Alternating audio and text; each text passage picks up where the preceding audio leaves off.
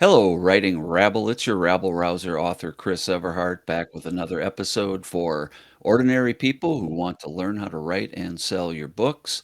If you are just getting started or want to get started on a fiction project, or if you are an experienced author like me doing a lot of fiction and you're just curious about some different angles on storytelling and outlining, this is the place for you.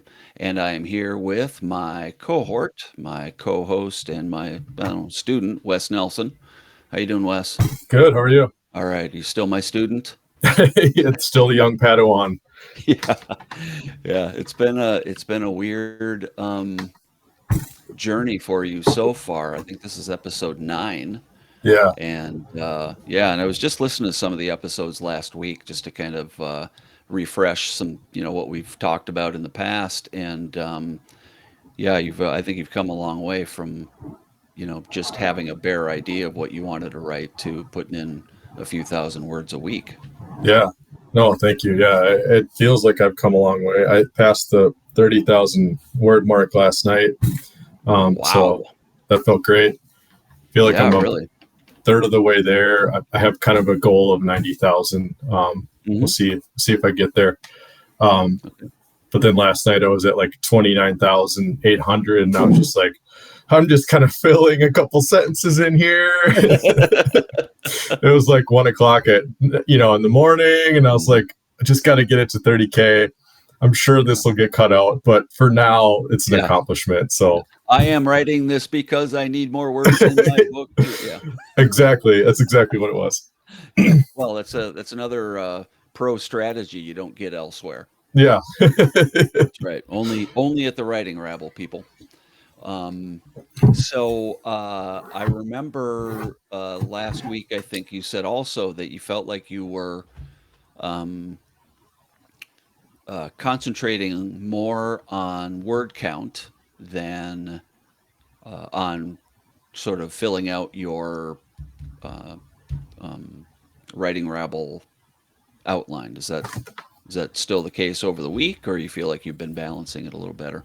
I've been balancing a little better. I was also feeling stuck and forgetting that ultimately I'm in charge, Uh-huh. and that just because a scene ends a certain way, that doesn't mean that it dictates how the rest of the story goes, and that the scene after that, something else can happen and we can still get back on track. I was kind of getting stuck in these modes where like, well, I've written it, it's over, it's in, like I'm sitting here with a chisel, like Right. marking it into granite. Like, Yeah. no, I can go back, I can change things, or it can just be kind of a little bit twisty, and or I can maybe do that thing where I come in late and leave early, and then the next scene maybe wraps up something that. So I don't know. I'm feeling like a little bit more flexible, a little more fluid now. So Oh, cool. Yeah, about ending late and leaving, or entering late and leaving early, and how to keep the narrative going forward. It's like, let's say you've got your protagonist is having coffee with somebody who is giving them some information, right? And you can end the scene on the big revelation. You can end mhm. that scene or chapter, right? And then pick up where now he's leaving or heading toward a new destination, but he can narratively say, getting out of the downtown area was a nightmare. It took me over half an hour, Yeah, that kind of thing to sort of set the scene and kind of update the audience with things that are important to either the story or um, to the protagonist himself. The observations and that kind of thing. yeah, I did. I was doing that same thing last night, exactly that way, because I had my character needed to take public transportation, and I started the scene being like, he gets on the bus, he goes to the change thing, and then I was like, wait, no. So I had him arrive in downtown and then do kind of like this mini sort of like, how did we get there sort of thing, where I just summarize the trip in bullet points. So then, Yeah, because otherwise it was like, who cares? He's sitting on right. a bus stopping every 2 blocks. As much as I wanted the pain of that experience. Yeah, I wanted that to resonate, but not to like actually make the reader go through it. So right. Well, and you can use your five senses there too. I was on the sidewalk. I was happy to be breathing fresh air after the smell of that city bus. I was just on, right? Yeah, yeah. I don't do that enough. I don't include the five senses. That's a good thing. I should Yeah, add yeah, that in. definitely think about that. And again, first draft, it sounds like again we talked a little bit too that you were worried that you didn't have enough to fill out a whole book. You're just kind of going from plot point to plot point. We talked a little bit about that. But on the, next time around, next after that, you'll have the chance to refine those pieces as you go. So you get in the five senses. You will, or whichever of the senses is important and helps you Yeah. tell the story. So for right now, if you're feel like you're concentrating more on the plot, well, that's probably okay. Okay. And then I guarantee you that over time, you will get a better flow where you're able to um, kind of put all that together on the fly, without even really thinking about it. Cool. So yeah, so remember you're still practicing, and you still have a lot to learn. I mean, if you think about it, you're going for 90,000 words. That's a lot of words to write. Yeah. So you'll have the chance to refine and perfect some of those techniques. Which is very freeing to realize that at this point that I'm not putting out a finished product at this point. I just need to get it on the page, and that is really helpful because it takes a lot of the pressure off of that sentence that I'm sitting there not typing. Just put Mhm. it down. Who cares? Move on. Let's go. Yeah, and hopefully it allows you to be a little more free with your narrative and your Mm-hmm. style. So you're kind of Mm-hmm. working it out, as you go. Mm-hmm. As I've said, the only way through this to learn this stuff is to write. Yeah. You have to be writing something. Yeah. Cool. Any questions about that came up during your writing this week? Yeah. So I did. I got to like the big showdown. There's a big battle between the main character and the main bad guy, and it sort of cements in the next half. So I feel like I got to the top, I got to the goal change, and now Russ went from being kind of complicit and a part of this to now he's like working for them. He's now he's like a slave to their system now, and he can't get out of it. And now I'm stuck because like I kind of put him at the bottom, and I need him to have these kind of sprinkles of freedom, or that's not the best way to say that, but he needs to now feel like what's the light at the end of the tunnel. And now I'm kind of like I have him just sitting in the muck of this swampy despair. His family left, everything's abandoned him, his house is in shat, his house is literally has holes in it from getting this big battle, everything blew up. And now he's farming for this Bill guy as a way of just like dominating him or something. So I kind of wrote myself into a little bit of a corner. But yeah, so I don't know necessarily how to get him out of it, other than maybe, yeah, I don't know. In this moment, I don't know how to get him out of it. So All right. Well, let's take a quick look at the story, Hill, and maybe this will help us, figure out where you are in it. Okay, so I put new arrows in there, so they're a little more clean than the other ones I had. oh, nice, I also, if you see in the middle there, central conflict. I nice was dozing swords. off last night and realized that I was missing the central conflict from. Yeah, yeah. So told you it would evolve. Yeah. Um, okay, so you started to introduce your ordinary world and what the call to Yes. adventure is, and then the inciting incident. Yes. And you've been and by the way, Rabble, if you haven't seen this before, or if you're only listening, this is what we call the story hill in honor of our llama mascot who has to climb the hill on one side, the front side, and then after the 50% point, he's basically falling down out of control on his way to the bottom of that hill. And we've got our turning points, major turning points. Call to adventure at about 10% of the story, inciting incident at about 25% of the story. At 50% of the story, up at the top, is the goal change of the story. And then heading down the right side at 75%, we have the protagonist and or their team failing, and the antagonist has a win. And then we go into the crisis sequence into up to around 90% where the major battle is. I'm thinking that we might move that down to about 95% for the climax, and then kind of the world after. So now you described at the 50% point that Russ, there's a huge battle that happens, you said. Yes. Okay, what is the what has led up to that battle on the in the the first battle 50% the of the book? battle was a way for them to get Russ extremely riled up, and when he's extremely riled up, he has the potential to unleash a massive amount of energy, which they wanted to farm. So they were slowly getting him more and more upset, and it ended in his house with the big bad guy holding his whole family kind of hostage, and that just set Russ off. And he went off, and he literally erupts with magma jets shooting out of his mouth, and he just goes crazy. And then in walks this whole team of like professional metal suited, heat shielded luck farmers who come in with these backpack vacuum hoses, and they're just like taking him down and sucking all the luck out of him. And then right as this culminates and Russ gets a few shots off, and takes out a couple of them, and we have some like anime style where the body kind of slides off of it, and then they crash into the basement, and Russ is sprayed down with liquid nitrogen by Bill, and then Bill has him kind of like right where he wants him, and he says, "Okay, I own you now. I have you. Your family's gone. You're not going to get them back. Your house is a mess. Your life is in shambles.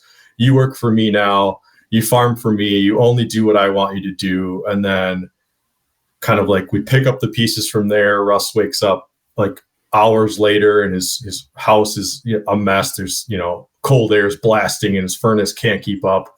He barely has enough energy to crawl up the stairs and grab his daughter's pink comforter, and passes out again. And then he's awakened by Bob, who's like, all right, Bob has now been revealed has been working for Bill the whole time. And now Bob's putting him back to work, but only doing what they want him to do. And that's kind of where I got stuck. I have him basically doing errands for this team now, but so that's kind of where I'm stuck right now as of like last night. So maybe I need more time to think about it. Maybe I've got things out of place. I don't know right now. Sounds like it was a lot of fun to write, though. Yeah, it was a blast. Yeah, yeah. One of the joys of being the writer is you get to read it for the first time. Yeah, it was Well, cool. what you're describing actually sounds more like the 75% turning point, Oh, okay. where the protagonist fails and the antagonist wins. Oh, yeah, yeah, Does that ring a bell? yeah. Yeah, and how would that work? Uh, Moving that to the 50% mark, the goal change, Yeah.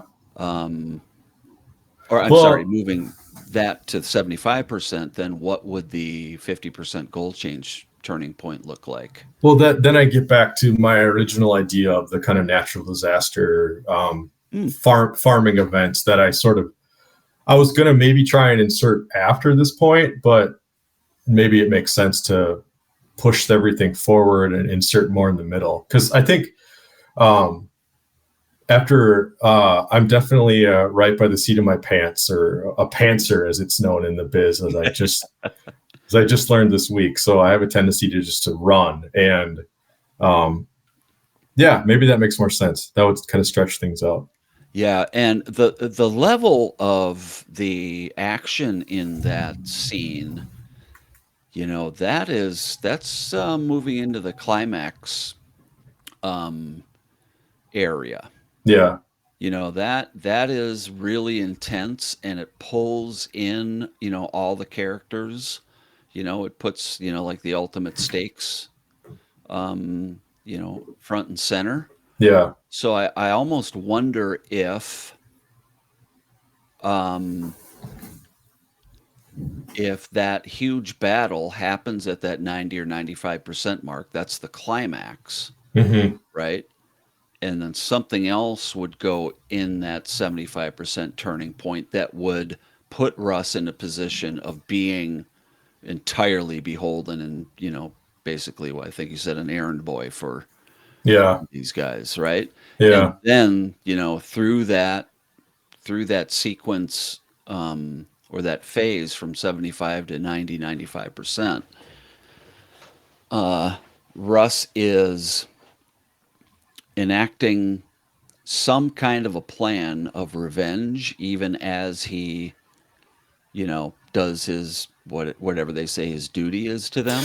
Yeah, and that makes more sense because right now he's just like, I don't know why he's doing things, and Ah. I even have him thinking to Russ things to himself. Why am I doing this? And I keep writing that, and I'm like, yeah, because I don't know either. Well, part of the problem might be with the central conflict being completely missing from the story hill. So we're gonna Yeah, we're gonna go over that today. But does that make sense that the level of action that you're talking about there is, that is maybe even climax material? I mean, even beyond that yeah. I mean, I 75%. want to believe that I can outdo that scene, but maybe I can't. Well, I'm not saying that you can't write something, you know, more exciting than that. It just sounds like what you're describing, as we mentioned in at the climax point, is that it is.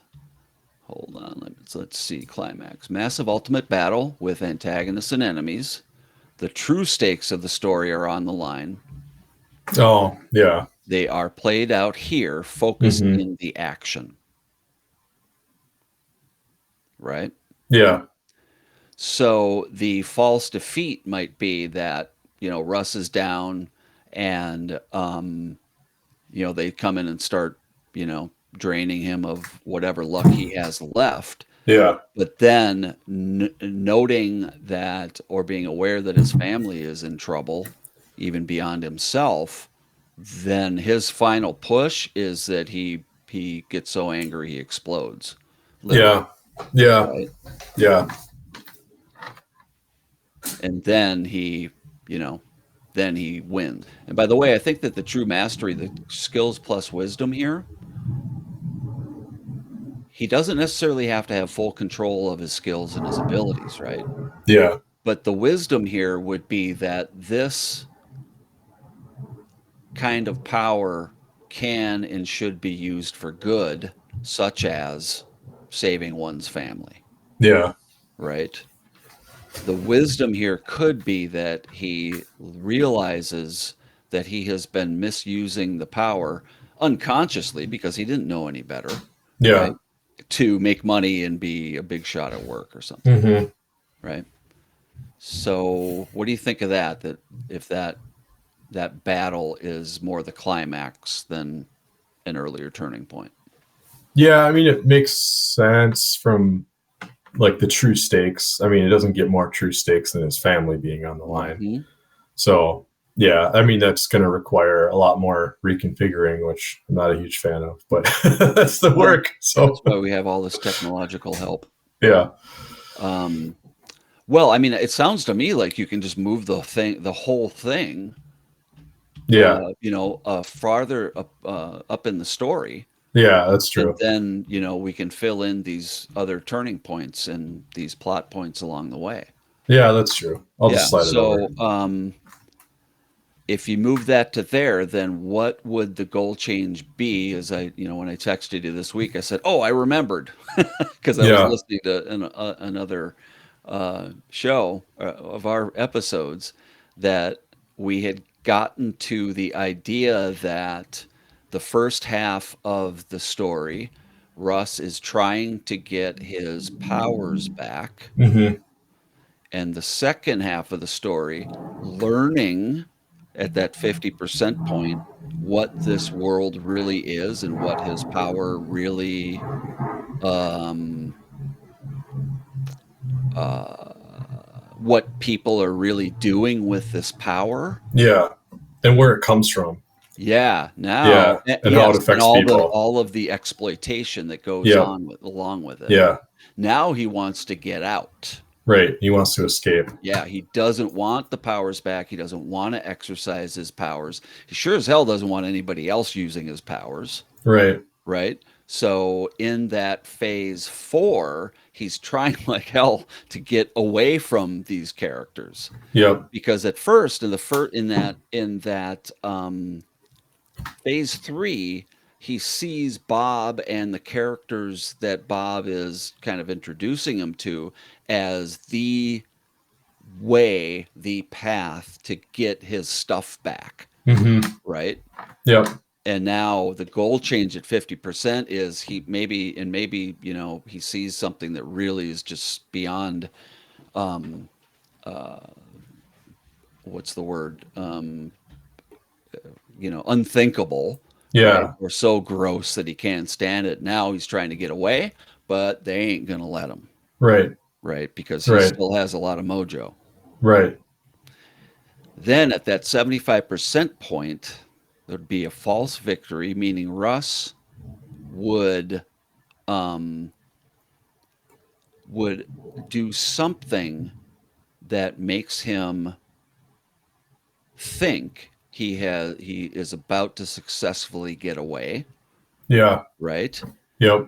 But as we've said before, that what he's really doing, he's falling for a ruse, a trap set by the antagonist. Yeah. And I kind of have that scene already too. Oh, So okay. I just Yeah. got to Well, you move. have the parts. Yeah. Just It's a got to matter of move it all getting the over. order. Yep. Okay. Does that make sense? Is that a Yeah. little That makes easier to perfect swallow sense. Yeah. and doesn't make revising as unpalatable? No, not at all. Because I have ideas for all these points. And I think you mentioned that before, that when you have a problem, it's structure. It's always structure. Ah, interesting. So when you think about this being structure, now that you're kind of looking at these points a different way, right? Mm-hmm. What how do you think that was hanging you up? What effect did it have on you as the author? I didn't have anywhere to go because I was probably already at the end. Ah, interesting. Yeah. So I ran out of, You're finishing the book and you're now like you what? said, how could I top this? Yeah. Right? Yeah. And when when my main character is asking me, why am I doing this? Right. Let's go. Russ is going, Wes, why are you making me do Yeah. this? Why are we doing this? What's Yeah. going on here? Yeah. All right. So yeah. Cool. So did that I did sense this week that you were frustrated. Yeah. Just, when we talked a little bit about writing, you seemed a little cold on it. You think maybe this was the reason it was frustrating you because you couldn't, Yeah. you kind of had that out of place and you couldn't imagine what the Yeah. rest of the book would be like. Yeah. Because it's a much warmer feeling when I know what needs to come next. It's just about time to sit down and do it. Yeah. Versus like I have no idea where this is going. And whenever I sit down, I'm just like squeezing, moisture out of a rock. It's just a lot more work than it needs to be, especially at 10 o'clock at night where it's like, I need this to be easier than it is right now. So yeah. All right. Well, and it will get more natural. That I can promise you. Easy, I don't know, but Right. Not more easy, but natural. more Yeah. free flowing or whatever that Yeah. is. Yeah. As you go on, it'll be kind of more intuitive, I think. Yeah. But we'll always still need an outlining process. For sure. Yeah, and there was something I was gonna say about. God, it must have been really good for me to just completely forget about it. Um, all right. Well, anything else that you were struggling with this week, or that any fun revelations this week that I guess I was just surprised that and maybe we talked about this last week a little bit, but when certain things just like come up and they just happen, and like the power changing from electricity to fire, like that was just sort of. Oh, that reminds me. That's what I was going to suggest is okay. So at that 50% mark, Yeah. describe a little bit about what you had said about luck being stored. You remember that? Like canisters and that kind of thing? Yeah, the vape Yeah. tanks. Walk through that a little bit. So they inhale the luck from people and then they exhale it into the vape tanks to be stored. And the vape tanks are like the currency that they run around and sell to the rich folks, to the privileged.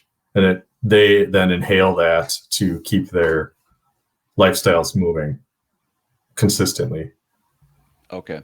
And we talked a little bit about too about the idea of like a slumlord Yes. is siphoning off the good fortune or the luck from the people who rent from them, Yeah. right? Yeah. So, and then you also had an idea that that at some point one of these luck tanks would explode Oh yeah. on somebody, Yep. right? That was like an initial idea for the final battle, was that one of the vape tanks would just explode because of the way those things are like modded. Sometimes people Yeah. mess with them so they crank out more or something like that. Okay. And I had asked, well, what would happen if one of those tanks exploded, you know, next to somebody? Yeah, they would get burned. Yeah, they would get burned, and also maybe they would be overlooked, so to speak, Yeah. Yeah. right? Yeah. So I'm wondering if something like that would be a good Oh yeah, thing that's for that interesting. 50% mark, Yeah. Yeah. where whoever gets exploded on, Yeah. to coin a phrase, um, Russ sees this person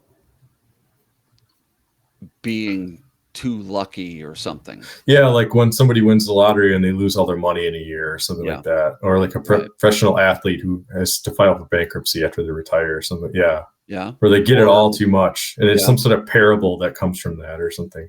Yeah. Another thing might be how other people react, kind of Oh like, yeah, when if gold coins gets thrown into a crowd, yeah, yeah, yeah. would that guy be like, torn apart by, a group of people who are trying to get Right. luck out of them, right? Yeah, yeah. I can do And something with that. That's good. yeah, and could that be the thing that makes Russ change his goal? Yeah, He sees the dark side of this, yeah, and it's just too much. He never knew that existed because he's always lived a privileged life.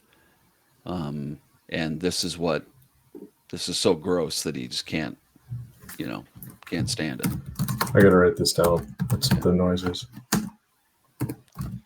Um, so I'm wondering then what would be the sheltered world win before that? And I'm just thinking out loud. Don't pay attention to me. And then what the attack would be in the unsheltered world. So one of the ideas I had for that, one of those, is that Jim, the rival that he so swiftly takes down in the first half, comes back at an inopportune moment, now fully aware of the economy, and sort of gets his comeuppance back on Russ, being like, yeah, I know about this stuff too now. So, and then he sort of has a crack at Russ or something like that. I think there was also something you said that Russ finds a way to get a few vape cartridges and uses them and Yeah. feels something good happens. That could be the sheltered world win, because Yeah. that's what he was after the whole first half of the book, Oh, right. is getting his luck back, right? Yeah. So, that might be followed by, a luck tank explosion or something like that reveals to Yeah. him the dark side of it. So that's a thought.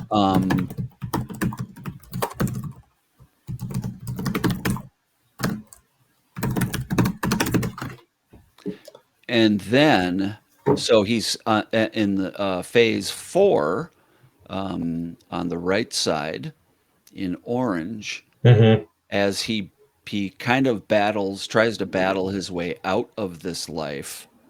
He almost gets away. That's the false victory, or thinks that he has, you know, used his business skills or something to, you know, trump overcome the bad guys. Yeah. And then, you know, he finds out that no, he's just fallen for a trap by the antagonist, Hmm. and now he's stuck, Yeah. right? Yep. So he has to have that low point. He has the awakening, the reconciliation, then he gets a new plan. Hmm. All right, something to think about. Does that help? Yeah, that helps a lot. Now I can have something to go chew on now. Cool. All right. Now let's torture central conflict for a while because this is yeah, it was so weird when I it's kind of like you go to bed and you think you remember that the garage door is still open. You Oh know, yeah, it's like yeah. I knew I was missing something. You got to get out of bed and get cold again, and Yeah, right. So this is what I came up with from Chat GTP. nice, I nice. asked because and maybe this is the thing that I talked about last week that was missing. Remember I said I had a blank spot somewhere? Yeah. And so I'm wondering if addressing and getting into the central conflict, if that will, loosen that block up or Hmm. fill in that space. So, okay, so I'm going to read what I got back from my conversation with ChatGTP because I've always been a little confused about this, and maybe it's that I'm, I'm not, I'm not relating goal. The goal is different from central conflict, and it's like, well, they already have a goal. Why wouldn't why do you need a central conflict? Sure. How's that for some word salad there? I love it. Um, Anyway, still working this out, but central conflict in a story refers to the main struggle or problem that drives the narrative forward. It is the primary obstacle that the protagonist must overcome in order to achieve their goals. So maybe in that way, it is different from the goal. That central conflict is the primary obstacle that stands between them and their goal. Right. The central conflict is often introduced early in the story and builds in intensity throughout, providing the tension and drama that keeps the reader engaged. It can take many forms, including a physical threat, an internal struggle, a moral dilemma, a romantic tension, or a social or political struggle. Whatever form it takes, the central conflict should be compelling and meaningful, super important, with high stakes and real consequences. Okay, so we've talked about stakes. Hmm. Okay, it should also be complex enough to allow for interesting and nuanced character development. All right, interesting. Must be complex enough to allow for interesting and nuanced character development as the protagonist grapples with the challenge and learns and grows along the way. Okay, in short, the central conflict is the driving force of a story, providing the tension and drama that propels the narrative forward and keeps the reader engaged. For some reason, Chinatown keeps coming to mind. Hmm. Strong, maybe among the strongest central conflict in film. Uh, Never seen it. oh my God, it's so good. Yeah, it is, and it's really disturbing too. So, cool. yeah, don't watch it with the kids. Okay. The primary obstacle. Okay. Okay. So now I asked, is that the same as stakes? It says the stakes, on the other hand, refer to what the protagonist stands to gain or lose, depending on the outcome of the central conflict. Hmm. So life or death, right? Yeah. Stakes are often used to create tension and keep the reader engaged because they make it clear what is at risk for the protagonist. Stakes can be anything from a character's life to a relationship to the fate of the world. And in comedy, it's usually something relatively. It can be. It's it. Well, I'm not going to get into that because I don't have it fully developed. But so while the central conflict is the core struggle of the story, the stakes are what give it significance and meaning for the protagonist and the reader. So that's what's the central conflict of Jaws. The central conflict in the movie Jaws is the struggle between the people of Amity Island and a giant man-eating great white shark that is attacking swimmers and boaters off the coast of the island. Okay, so the central conflict in Jaws, the struggle between the people of Amity and the shark that Hmm. wants to eat them. So the central conflict is the shark wants to eat the people would rather not get eaten. Yes. That sound right? Yeah. Okay, the main character, Chief Brody, must find a way to stop the shark and protect the citizens while dealing with the interference of the mayor and the council and the pressures of tourism. And I would say also while dealing with his fear of the water. Yeah. The stakes are high as more people are killed by the shark. Okay, I'm getting this. Okay, so the shark attacks more and more, right? Hmm. And at the same time, the shark gets closer and closer to Chief Brody's family. Hmm. Remember, he has his son, Go in the pond yeah, he area. wants him to go to the Yeah. pond. The shark goes into the pond. Right. So you've got the conflict is rising. Is that what builds? Yeah, and it Builds. builds in intensity throughout, right? Yeah. Okay, I think I'm starting to get it. The stakes are high as more people are killed by the shark, and the summer tourist season is in jeopardy, which is everything to the people of the island. Hmm. Okay, I think I'm starting to put it together. So, um, what do you think the central conflict of your story is? Russ's privileged life. I'd like to create a formula for this. Let me see if there's a formula. Is there a formula for determining the central conflict of story? That's checking. One common approach is to consider the protagonist's main goal or desire and the obstacles or opposition they face in achieving it. This opposition or obstacles becomes the central conflict that drives the story forward. Another way to identify the central conflict is to consider what the story is really about at its core and what tension or struggle is at the heart of the narrative. Okay, so one common approach is to consider the protagonist's main goal or desire and the obstacles or opposition they face in achieving it. Okay, interesting. So let's consider. Okay, what is Russ's main goal or desire in your story? To keep his life exactly how he likes it. Okay. And what stands in its way? The genie that was put inside of his body leaves him when his dad dies. Okay. Now, is he trying to get that genie back? He thinks so, Okay. but he doesn't necessarily need it back because he starts to, once he gets into that world, he realizes that he can get it another way. Okay, let's see.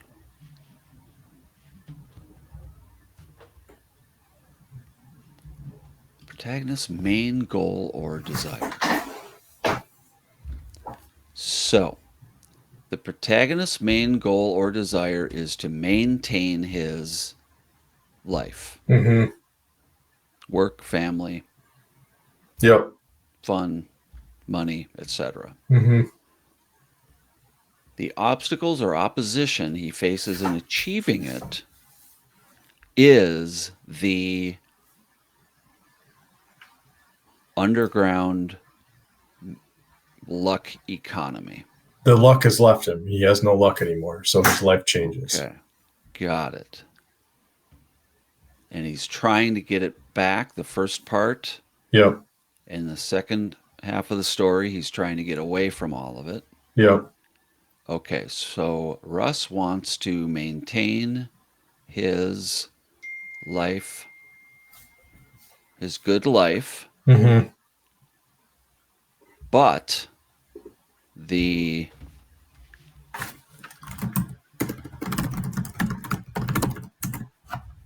Russ wants to maintain his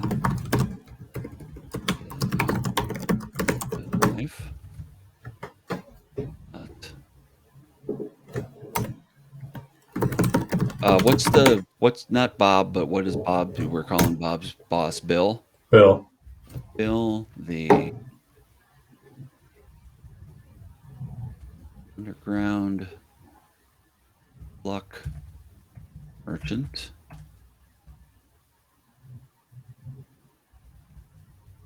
wants to use Russ, right?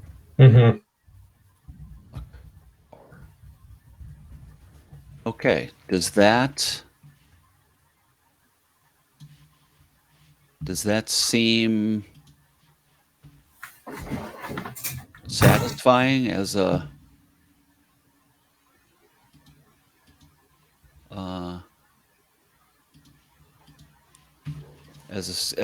a way to sum up what the entire book is about in 2 sentences? Yeah, I suppose.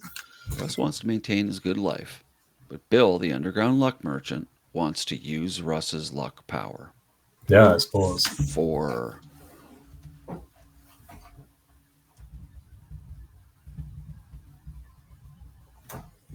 for selfish purposes. Okay, that's interesting, right? Mm-hmm. So, um, Russ wants good things for himself, but also for his family, right? Yep.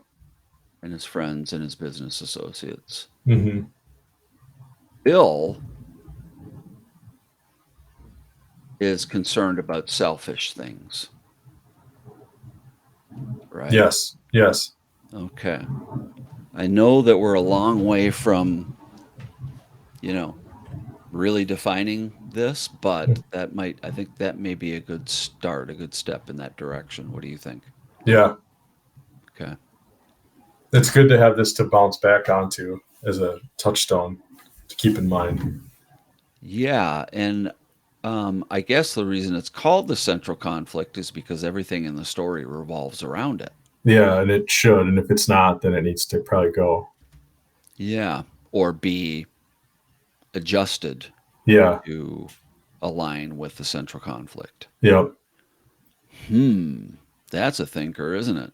Yeah, that's a lot. Now I'm going to start looking at that in all the TV shows and movies and books that I consume.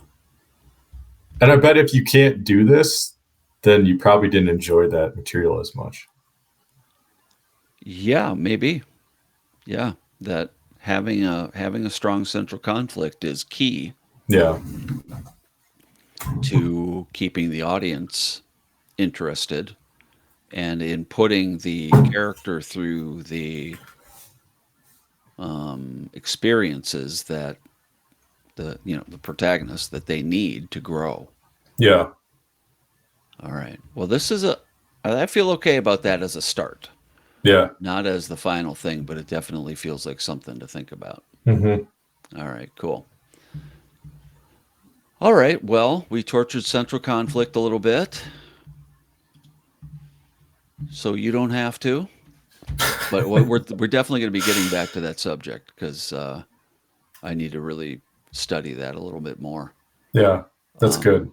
Yeah, and honestly, I wonder if that's that thing that I've been missing.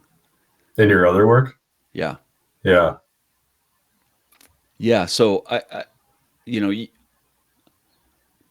I can come up with a concept and even come up with generally with a story, but I wonder if I've been missing this in all my writing. because it's the compass that you can always come back to, right? Oh, yeah, that's a good one. I like that. It's the compass. It always Yeah, points true north, yeah, right? So establishing that early in the process, yeah, the uh, the more, I don't want to say easy, but uh, you know what I'm saying, that establishing the central conflict early enables you to develop the story on a more efficiently. yeah, yeah, So everything that you put in that outline is related to the central conflict. yeah. And you like visually, like where you put it in the middle, like everything, it should be like spokes on a wheel. Everything should sort of come back to it. Mm. To maybe oversimplify it a little bit, but Well, I mean, that's what we want to do. We want to yeah, simplify things. yeah, But yeah, and that definitely is where it belongs. In that central spot. Add this again. yeah. Like Um, like with Jaws, like just shark wants to eat people. People don't want right. to be eaten. Lord of the Yeah. Rings, got to get Everything rid of the else ring. happens around it. Yeah, Yeah. Okay. Well, I think we're on to something there, and we will definitely be digging into it a little bit more. that All was right, like a we're just surprise over. cliffhanger Yeah, there. really. Well, yeah, because I don't know what's going to happen. Yes. Um, how this concept develops, Yeah. and I wonder too if, and I was gonna, I missed that. I think last week or the week, a couple weeks ago, we talked about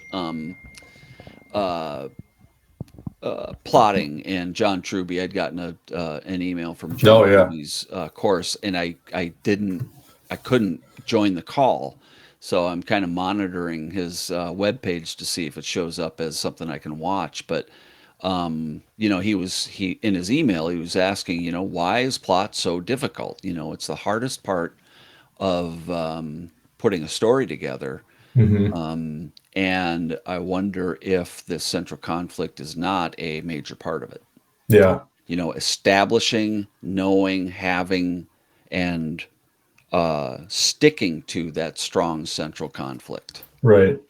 So we might be onto something here, writing Rabble. I Stick think with us. so. Yeah, more to come for sure. More more will be revealed. Yeah, really. All right. Anything you want to say before I sign us off, Wes? Oh, I love that cliffhanger. Let's leave it there. Okay, will do. All right, I'll play us out. All right, thank you, Writing Rabble, for joining us today for episode 9, I believe. And we talked about some of Wes's challenges over the week, and also his successes. He's over 30,000 words now, and he is on his way to having a full book, which is exciting. And we talked about how he wrote what looks like a climactic scene and had it at the 50% goal change point. So what we did was we looked at the story hill and how that scene could work into, or where it belonged in that story hill in that outline process. We put that at the climax, and then we had some ideas for what that goal change 50% turning point might be, and then what might go in the 75% turning point. That and keep on calling him Russ. Wes already has some ideas for what might go at those turning points. Then we went over central conflict just as a little starter because this is something that was definitely missing from the story hill. I stuck it right in the middle of the hill, and we're going to be thinking about that probably waking and sleeping hours for the next few weeks. And I want to try to put together some kind of formula or just a sentence with blanks, blank must blank or blank, right? And then I will share that with you, the writing rabble. So if you are interested in my experience about writing, you can get that, kind of see where I'm coming from. The writing rabble, write and publish your books your way, is available on Kindle, and the get my camera directions right. Down in the comments, there is a link to that. And it's a short book. Wes really enjoyed it. Other people are enjoying it. It's just kind of my way of presenting what came before now for author Chris Everhart, and what hopefully will be coming ahead. So I am really happy to be here with you guys on a weekly basis, and with Wes helping him through the story, and we're making progress. So. Um, if you all have, inclination, please subscribe, like, and comment. We'd love to hear from you. Until next time, Writing Rabble, button chair, words on page. Bye now.